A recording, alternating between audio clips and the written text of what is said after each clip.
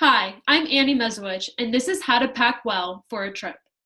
So I'm guessing you've all traveled either within the country or outside of the country before. And if you have, you know how much of a hassle it can be to pack for a trip. So from choosing what outfits to bring to just trying to fit everything into one bag, it can be a headache.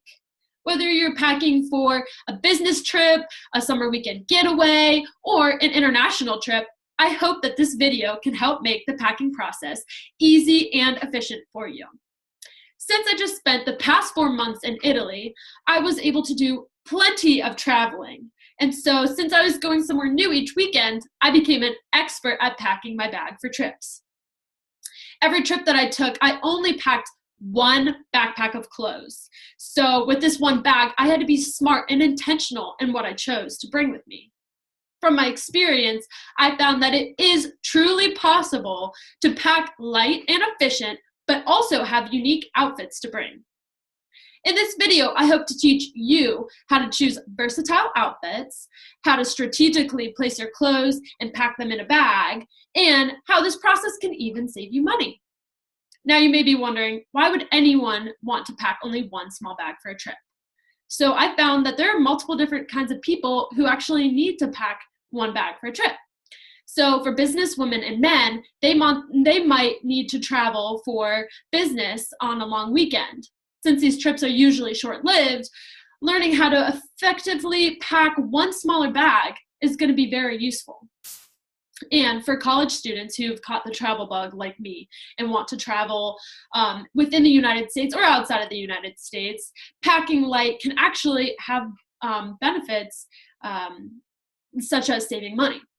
And in my experience traveling, taking a checked bag can cost anywhere from $30 to $50. And so for college students like me, we can't spend money on stuff like that. So by using your free carry-on bag as your main bag, you can actually save this money to spend on your trip. From a weekend trip to a week-long vacation, I will show you how to choose outfits that will fit into one small bag. So in order to pack intentionally, you need to learn how to choose outfits that can interchange and intermix with each other. My first step in the packing process is to choose mostly neutral clothes, and usually in a similar color scheme too. So it's best to choose mostly neutral clothes because they can go with multiple things.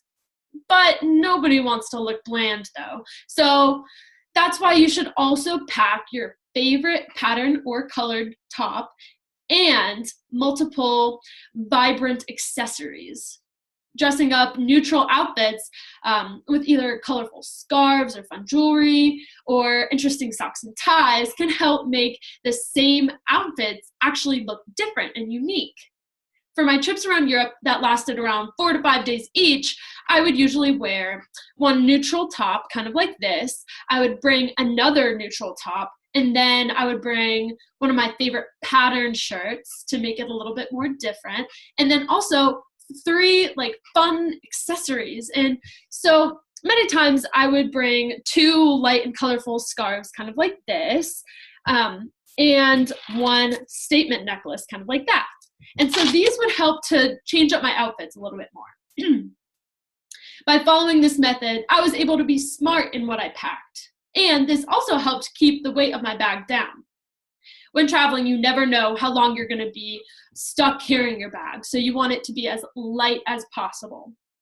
So once you've picked out your clothes you want to bring, it's important to use an efficient method when packing all your clothes into your bag.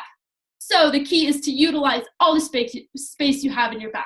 You can even get creative in how you fit all your clothes into your little bag. And so I personally use the rolling method. I roll my clothes up very tight and neatly in order to fit them into my bag. And so from the bottom of the bag to the top, I will show you how I pack my bag. This is the bag I use for all my weekend trips. It's just a regular backpack. So I take my pants and I put them flat on the bottom of the bag, nice and flat. And then I take the shirts that I've rolled up like this, and I place them horizontally over the pants. Next, after I put my shirts on, this is my pattern top, I will place my sleeping clothes on the very top, because most of the time you'll be traveling and you'll get to your destination at night and you'll just want to have your sleeping clothes readily accessible on top. And then you take your toiletries and you put them on the top of everything else. You want them to be at the very top because you might be traveling all day and you'll feel kind of gross and you'll want your toothbrush or your face wipes, and they'll be right on top. You won't have to sift through your bag. They'll be right there, readily accessible for you.